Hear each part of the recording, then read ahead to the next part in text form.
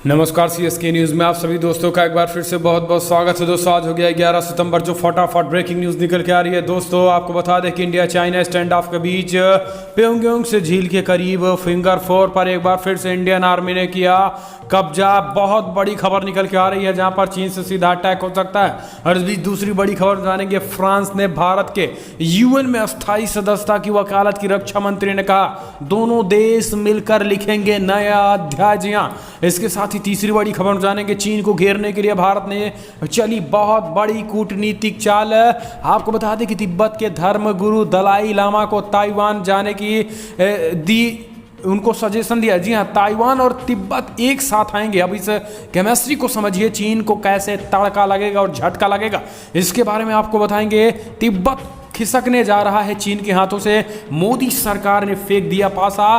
तो चौथी बड़ी खबर जानेंगे, खालिस्तानी आतंकियों की कैसे मदद कर रहा है पाकिस्तान। जी हाँ, मदद मुहैया करा रहा, बहुत बड़ा खुलासा।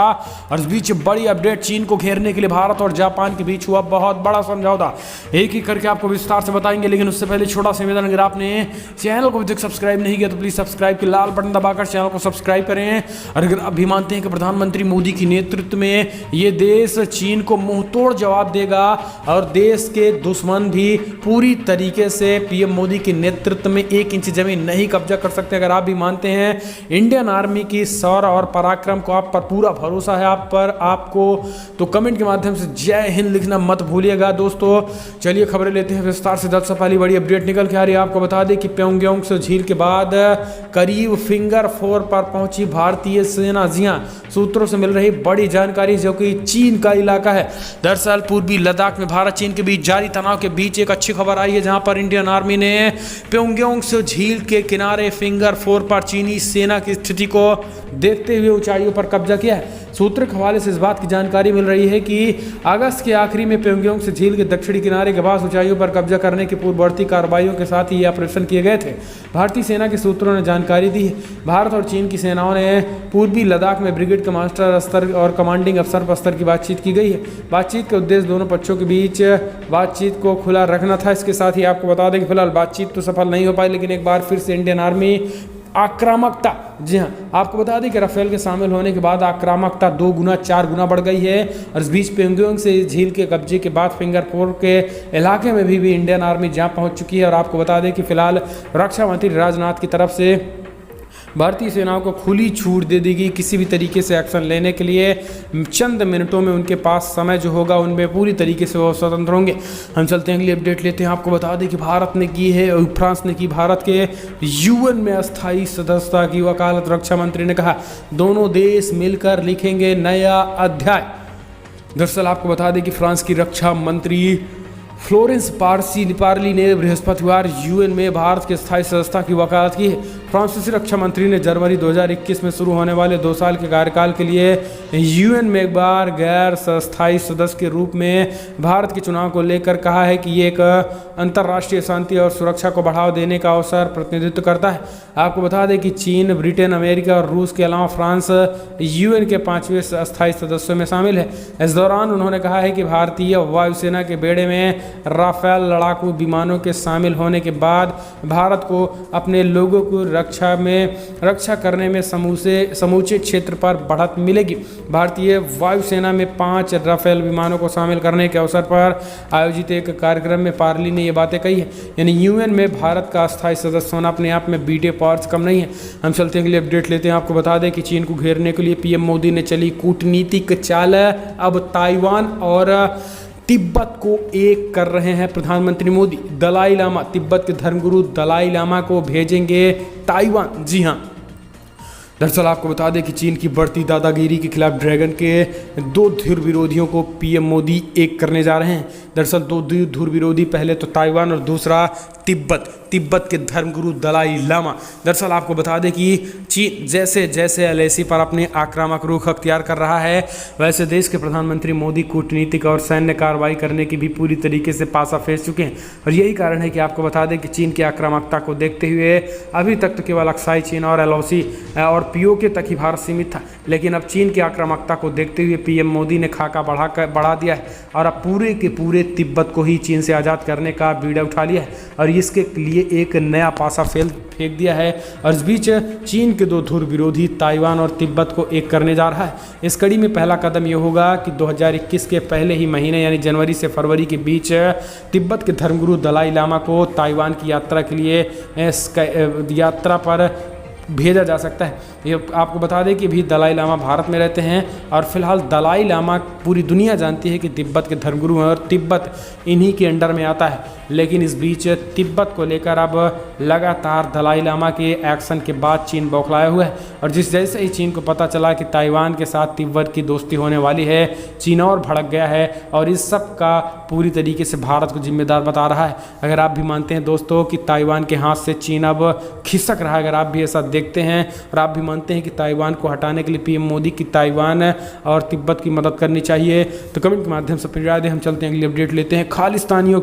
खालिस्तानी आतंकवादियों की मदद कर रहा है पाकिस्तान। इमरान खान रिपोर्ट में बड़ा खुलासा। जी हाँ, पाकिस्तान भारत के खिलाफ खालिस्तानी आतंकियों को मदद मुहैया करा रहा है। इस बात का खुलासा कनाडा के एक प्रमुख थिंक टैंक MLA इंस्टीट्यूट ने अपनी रिपोर्ट में कहा है। वरिष्ठ पत्रकार टेरी मलक्सवी ने अपनी रिपोर्ट में खालिस्तानी प्रोजेक्ट ऑफ पाकिस्तान में कहा है कि खालिस्तान आंदोलन कनाडा और भारत दोनों की ही सुरक्षा के लिए बड़ा खतरा बन गया है। टेरी ने कहा है कि इस आंदोलन के बाद सच्चाई ये है कि कनाडा के सिख इस आंदोलन के जरिए अपने गृह राज्य पंजाब नहीं जा रहे हैं। उन्होंने कहा है कि कनाडा के लोगों के लिए पाकिस्तान का ये कदम बड़ा राष्ट्रीय खतरा बन गया है। पंजाब में खालिस्तान में कुछ समर्थक बचे हुए हैं, इसलिए कनाडा में खालिस्तानी समर्थकों को पाकिस्तानी की मदद बढ़ाई गई है। ये खालिस्तानी अब न केवल भारत बल्कि कनाडा के राष्ट्रीय सुरक्षा के लिए भी खतरा बन गए हैं।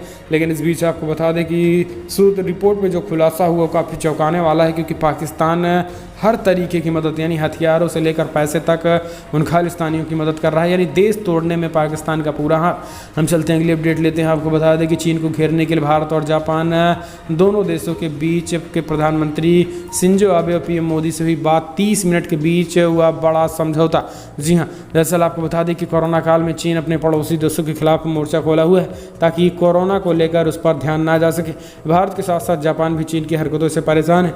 ऐसे में दोनों देशों के बीच एक बड़ा समझौता हुआ है जिसमें ड्रैगन को परेशान करके रख दिया है। भारत और जापान ने दोनों राष्ट्रों के सशस्त्र बलों के बीच आपूर्ति और सेवाओं के पारस्परिक प्रावधान के संबंधों में एक समझौते पर हस्ताक्षर किया है। भारत की तरफ से इस समझौते पर नई दिल्ली में रक्षा सचिव डॉक्टर अजय कुमार और भारत में जापान के राजदूत सुजुकी सतोशी ने हस्ताक्षर किए हैं। रक्षा मंत्रालय ने इस बयान में कहा है कि समझौता भारत के सशस्त्र बलों और जापान के आत्मरक्षा बलों के बीच घनिष्ठ सहयोग के लिए सक्षम ढांचे की स्थापना करता है। सहयोगी द्विपक्षीय प्रशिक्षण गतिविधियों तो संयुक्त एवं राष्ट्र शांति अभियान, मानवीय अंतर्राष्ट्रीय राहत और अन्य पारस्परिक रूप से सहमत गतिविधि हुई हैं। और इस बीच चीन को करारा झटका देने के लिए, यानी अगर चीन भारत पर अटैक करता है तो जापान की सेना चीन पर अटैक करेगी, और अगर चीन जापान पर अटैक करेगा तो भारत की सेना चीन पर अटैक करेगी। इस तरीके की संबंध बने हुए हैं। हम चलते हैं अगली अपडेट लेते हैं। भारत और चीन के बीच तनाव कम करने का प्रयास कर रहा रूस। जी हाँ, दरअसल आपको बता दें कि भारत और चीन के बीच सीमा विवाद खतरनाक मोड़ न लेने पाए, ये कोशिश रूस की ओर लगातार जारी है। द्विपक्षीय मामलों में दखल दिए बिना रूस लगातार कोशिश कर रहा है कि भारत और चीन वार्ता की मेज पर आए, बातचीत के जरिए विवाद हल करने पर जोर दिया जाए। विदेश मंत्री एस जयशंकर SCO बैठक में हिस्सा लेने के लिए मॉस्को में थे। उनकी बुधवार को रूस के विदेश मंत्री से भी मुलाकात हुई। माना जा रहा है कि गुरुवार को जयशंकर और चीन के विदेश मंत्री वांग यी के बीच मुलाकातों हो सकती है। और इस बीच चीन ने दावा किया कि चीन के विदेश मंत्री वांग यी की भारत व रूस के विदेश मंत्रियों के साथ लंच पर मुलाकात हो सकती है। भारतीय विदेश मंत्रालय ने इस संबंध में अभी कुछ नहीं स्पष्ट रूप से कहा, लेकिन इन सब की निगाह गुरुवार के घटनाक्रम पर टिकी थी। हालांकि हम चलते हैं अगली अपडेट लेते हैं। अमेरिकी चुनाव में पार्टी का नाम आने पर भड़की भाजपा सख्त सदस्यों को चेताया, ट्रंप या बाइडेन के प्रचार में ना करें पार्टी नाम का प्रयोग। जी हाँ, दरअसल अमेरिकी में राष्ट्रपति डोनाल्ड ट्रंप की पार्टी रिपब्लिकन वहां रहने वाले भारतीय समुदाय को बैठ बनाने के लिए अपने प्रचार अभियान में प्रधानमंत्री मोदी की वीडियो का इस्तेमाल कर रही। हालांकि इस बीच भाजपा ने अपने अमेरिकी सदस्य से साफ कहा है कि वे चुनाव लड़ रहे किसी भी दल, रिपब्लिकन या डेमोक्रेटिक, का प्रचार अपने निजी क्षमता पर करें और इसमें भारतीय जनता पार्टी का नाम आधिकारिक तौर पर इस्तेमाल ना करें। भाजपा के विदेश मामलों के विभाग प्रमुख विजय चौथाई वाले ने ओवरसीज फेडरेशन ऑफ बीजेपी के अमेरिकी ही चैप्टर के बारे में चिट्ठी लिखी है और कहा है कि वे अमेरिकी पार्टियों के लिए भाजपा का नाम इस्तेमाल कर प्रचार न करें।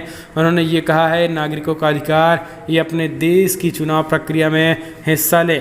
इस बीच ओवरसीज फ्रेंड ऑफ बीजेपी का हर सदस्य भी इस प्रक्रिया में योगदान दे सकता है, लेकिन सिर्फ अपनी निजी क्षमता पर। भाजपा की अमेरिकी चुनाव में कोई भूमिका नहीं है। चलते हैं अगली अपडेट लेते हैं। आपको बता दें बिग ब्रेकिंग, जहां पर चीन की दुखती रग है मलक्का जलसंधि, इसलिए ड्रैगन के लिए है बेहद महत्वपूर्ण, लेकिन भारत भी करने जा रहा बड़ा कदम उठाने जा रहा है। दरअसल आपको बता दें कि भारत और चीन के बीच मध्य तनाव अप्रैल के बाद से लगातार बढ़ रहा है। ताज़ा मामले दोनों के बीच सीमा पर गोली चलने को लेकर है। हमेशा से ही शांति और पड़ोसियों से मधुर संबंधों के हिमायती रहे भारत ने इस बार चीन की आक्रामकता को उसी की भाषा में जवाब दिया है। हालांकि चीन के ज़मीन से ज़्यादा बड़ी चिंता बड़ी है सागर के साथ आ रही हिंद महासागर में मलक्का जलसंधि। चीन का अधिकांश कारोबार इसी जल मार्ग से होता जाता है। दोनों देशों को तनाव बढ़ा तो कभी भी भारत इस रास्ते को रोक सकता है और ये चीन का हमेशा सालती रहती है और यही कारण है कि चीन इसको लेकर काफ़ी ज़्यादा चिंतित। हम चलते हैं अगली अपडेट लेते हैं। आपको बता दें कि रिया चक्रवर्ती को बंगाली ब्राह्मण बताते हुए उसके समर्थन में उतर गए कांग्रेसी नेता अधीर रंजन। दरअसल आपको बता दें कि सुशांत सिंह राजपूत के मामले में एनसीबी द्वारा गिरफ्तार की गई रिया चक्रवर्ती के समर्थन में अब कई कांग्रेसी नेता आ चुके हैं। इस बीच लोकसभा अध्यक्ष सांसद अधीर रंजन चौधरी उतर आए हैं। उन्होंने ट्विटर के जरिए सुशांत सुसाइड केस में बड़ा बयान दिया। उन्होंने कहा कि राजपूत एक एक्टर थे, बीजेपी ने सियासी फ़ायदा उठाने के लिए उन्हें बिहारी कलाकार बना दिया। उन्होंने मेहरानी जताते हुए उन्होंने कहा कि रिया पर न की हत्या और न ही आत्महत्या के उकसाने का आरोप लगा, बल्कि उन पर NDPS की धाराओं के तहत गिरफ्तार किया है। अधीर रंजन ने अपने बयान में कहा है कि आज एक भारतीय सेना के जवान की बेटी और बंगाली ब्राह्मण को परेशान किया जा रहा है। तो इस तरीके से अब मुद्दे से भटकाने के लिए कांग्रेसी अब नए चाल कर रहे हैं। हम चलते हैं अगली अपडेट लेते हैं। कंगना रनौत की मां ने थामा बीजेपी का दामन, कहा कांग्रेस में रहते हुए जो हुआ उसके बाद अब नहीं सह सकती। दरअसल बॉलीवुड एक्ट्रेस कंगना रनौत के पाली हिल रोड पर स्थित मणिकर्णिका फिल्म ऑफिस के एक हिस्से को बृहद मुंबई नगर पालिका द्वारा अवैध निर्माण बताते हुए गिरा देने के बाद देश भर में हंगामा मचा हुआ है। इस मामले को लेकर कंगना शिवसेना और महाराष्ट्र के मुख्यमंत्री उद्धव ठाकरे पर जमकर निशाना साध रहे हैं। उनके गृह राज्य हिमाचल की भाजपा सरकार ने भी खुलकर समर्थन दिया है। राज्य के सीएम जयराम ठाकुर ने भी हिमाचल की बेटी के सम्मान में हर मदद का भरोसा दिया है। इस बीच कंगना की मां आशा रनौत ने कांग्रेस को झटका देते हुए भाजपा का दामन थाम लिया है। उन्होंने ट्विटर के जरिए प्रधानमंत्री मोदी और गृहमंत्री अमित शाह और बीजेपी का धन्यवाद किया। उन्होंने कहा है कि आज हमने कांग्रेस पार्टी के लिए बहुत कुछ किया, लेकिन कांग्रेस शासित राज्य में हमारी बेटी के घरों को ढहाया जा रहा है, जबकि हमारी मदद के लिए बीजेपी सामने आई है। इसलिए अब हम बीजेपी को आगे बढ़ाने के बारे में ही बात करेंगे। आपको बता दें कि उनकी मां आशा रनौत कांग्रेस पार्टी की सक्रिय कार्यकर्ता थी और वो बड़े बड़े पदों पे भी रह चुकी हैं। हम चलते हैं अगली अपडेट। सुदर्शन टीवी पर नौकरशाही जिहाद दिखा सकेंगे सुरेश चौहान के, सरकार ने दे दी हरी झंडी, जी हाँ खुलेगी कईयों की पोल। केंद्र सरकार ने सुदर्शन न्यूज चैनल के कार्यक्रम नौकरशाही जिहाद को प्रसारित करने की हरी झंडी दे दी है। चैनल को निर्देश दिए गए हैं कि शो के प्रसारण के दौरान इस बात का ध्यान रखा जाए कि प्रोग्राम कोड का उल्लंघन ना हो। अगर ऐसा होता है तो कार्रवाई भी की जाएगी। लेकिन सुदर्शन न्यूज चैनल ने केंद्रीय सूचना प्रसारण मंत्रालय को सौंपे अपने लिखित जवाब में कहा है कि शो किसी भी कानून का उल्लंघन नहीं करता है और अगर शो में किसी भी प्रकार के कानून का उल्लंघन किया पा जाता है तो नियमों के मुताबिक कार्रवाई करें। आपको बता दें कि सुदर्शन न्यूज चैनल पर प्रसारित होने वाले इस विवादित कार्यक्रम का मामला कोर्ट भी पहुंच गया था। दिल्ली हाईकोर्ट ने कार्यक्रम के प्रसार पर स्टे लगाते हुए केंद्र सरकार के आरोपों की जांच करने के निर्देश दिए थे, जिसके बाद केंद्र सरकार ने जांच में पाया फिलहाल ऐसा कुछ नहीं है। हम चलते हैं अगली अपडेट लेते हैं। अभिनेता और वो पूर्व भाजपा सांसद परेश रावल बने नेशनल स्कूल ऑफ ड्रामा के प्रमुख। जी हाँ, बॉलीवुड अभिनेता और भाजपा के पूर्व सांसद परेश रावल को नेशनल स्कूल ऑफ ड्रामा का प्रमुख बनाया गया है। सांस्कृतिक मंत्री प्रहलाद सिंह पटेल ने बृहस्पतिवार को इस बात की जानकारी दी है। पटेल ने जानकारी देते हुए कहा कि प्रख्यात कलाकार परेश रावल को महामहिम द्वारा NSD का अध्यक्ष नियुक्त किया गया है। उनकी प्रतिमा का लाभ देश के कलाकारों एवं छात्रों को मिलेगा। हार्दिक शुभकामनाएं। 65 वर्षीय अभिनेता रावल को राष्ट्रपति रामनाथ कोविंद ने NSD का अध्यक्ष नियुक्त किया है। गौरतलब है कि एनएसडी का अध्यक्ष का पद 2017 में ही खाली पड़ा था। हम चलते हैं अगली अपडेट लेते हैं। आपको बता दें कि ममता बनर्जी पर बीजेपी अध्यक्ष जेपी नड्डा का निशाना, हिंदू विरोधी मानसिकता से हैं ममता बनर्जी ग्रसित और यही कारण है कि पश्चिम बंगाल में हिंदुओं का हो रहा है नरसंहार। दरअसल बीजेपी के राष्ट्रीय अध्यक्ष जेपी नड्डा ने पश्चिम बंगाल के मुख्यमंत्री ममता बनर्जी पर जमकर हमला बोला है। नड्डा गुरुवार को पश्चिम बंगाल बीजेपी की राष्ट्रीय कार्यकारिणी की बैठक को संबोधित कर रहे थे। इस दौरान उन्होंने ममता पर गंभीर आरोप लगाते हुए कहा है कि बंगाल में हिंदू विरोधी मानसिकता से काम किया जा रहा है। उन्होंने कहा कि ममता की तुष्टीकरण और वोट बैंक की राजनीति के बारे में जनता को बताया जाना चाहिए। दरअसल पश्चिम बंगाल में चुनाव से पहले राजनीति पश्चिम बंगाल में भी तेज हो चुकी है। इस बीच आपको बता दें कि कांग्रेस पार्टी ने भी बड़ा ऐलान किया है। दरअसल कांग्रेस पार्टी में अब अधीर रंजन चौधरी ने अपना अधीर दांव चला और फिलहाल तृणमूल कांग्रेस को घेरने के लिए कम्युनिस्ट और कांग्रेस पार्टी गठबंधन करेगी। यानी अभी तक बीजेपी की सीधी लड़ाई पश्चिम बंगाल में ममता बनर्जी से थी, लेकिन इस बीच ममता बनर्जी और अब त्रिकोणीय लड़ाई मानी जा रही है। माना जा रहा है कि पश्चिम बंगाल में कांग्रेस पार्टी कम्युनिस्ट पार्टी के साथ मिलकर चुनाव लड़ सकती है। ऐसे में ममता बनर्जी को बड़ा झटका लगेगा और ओंटो में भी ध्रुवीकरण की उम्मीद भरपूर जताई जा रही है। हम चलते हैं अगली अपडेट लेते हैं। आपको बता दें कि बिग ब्रेकिंग निकल के आ रही है, जहां पर बीजेपी ने फूंका चुनावी बुगुल। भिंड मोरौना में विकास कार्यों की बरसात के साथ दिखे सिंधिया और तोमर। दरअसल बीजेपी नेता ने मध्य प्रदेश की 27 सीटों के लिए होने जा रहे उपचुनाव के लिए ग्वालियर चंबल में चुनाव प्रचार का बिगुल बजा दिया है। इसके साथ ही सीएम ने केंद्रीय मंत्री नरेंद्र सिंह तोमर और सिंधिया ने मोरौना भिंड का धुआंधार दौरा किया है। चुनाव की तारीख के ऐलान से पहले विकास और निर्माण कार्यों का ताबड़तोड़ तरीके से लोकार्पण और शिलान्यास किया गया है। मध्य प्रदेश में 27 सीटों पर बीजेपी के उपचुनाव के प्रचार का संगनाद मोरौना जिले के दिगनी से किया गया है। उपचुनाव में आपको बता दें कि 27 सीटों पर उपचुनाव होने वाले हैं, लेकिन इस बीच ये बेहद बड़ी खबर है। हम चलते हैं अगली बड़ी खबर। रिलायंस इंडस्ट्रीज ने बनाया मार्केट कैपिटलाइजेशन का रिकॉर्ड। जी हाँ, आज तक किसी भारतीय कंपनी को नहीं मिला था 2 लाख करोड़ आंकड़े पर। दरअसल आपको बता दें कि मुकेश अंबानी के नेतृत्व वाले कारोबारी समूह रिलायंस इंडस्ट्रीज ने 200 अरब डॉलर यानी 14 लाख करोड़ लगभग 1 करोड़ 46 लाख करोड़ के मार्केट में कैपिटलाइजेशन को पार कर दिया है। गुरुवार को अगर बात करें तो शेयर मार्केट में कंपनी के शेयरों में जोरदार तेजी आई है। 7% की उछाल हुई है, क्योंकि 14 लाख करोड़ रुपए के मार्केट कैपिटलाइजेशन को अंबानी ने पार किया था। तो दोस्तों बड़ी खबर में इतना, लेकिन अगर आपको वीडियो पसंद आए तो लाइक करें, शेयर करें, कमेंट के माध्यम से आप अपनी राय देना ना भूलें। फिलहाल इस वीडियो में इतना ही। जय हिंद, वंदे मातरम।